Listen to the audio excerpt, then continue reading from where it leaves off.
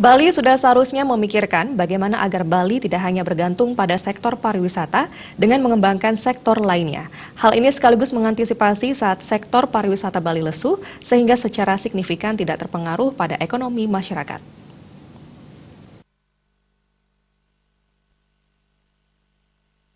Kondisi pariwisata Bali yang saat ini menurun sebagai dampak peningkatan aktivitas gunung api memberikan pengaruh yang signifikan pada pertumbuhan ekonomi.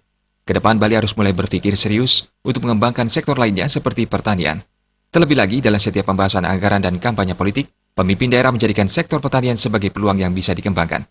Politisi Made Mundarta berharap pemerintah belajar dari terpuruknya ekonomi Bali saat terjadinya bom Bali. Menurutnya kunjungan wisata ke Bali juga terasa saat ini sebagai dampak peningkatan status Gunung Agung. Dampaknya wisatawan takut berkunjung dan menikmati keindahan objek wisata di Bali. Tentu kalau kita melihat sekarang memang ekonomi kita bertumpu mayoritas di sektor pariwisata.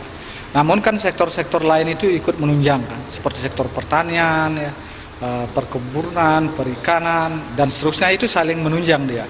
Tapi memang belum optimal. Karena apa? Karena sebagian besar juga hasil pertanian itu didatangkan dari luar. Artinya belum bisa dimaksimumkan dari sisi pertanian, sektor pertanian di Bali itu.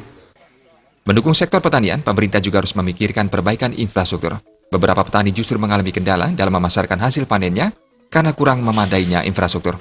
Trimaja dan Ratna, Bali TV.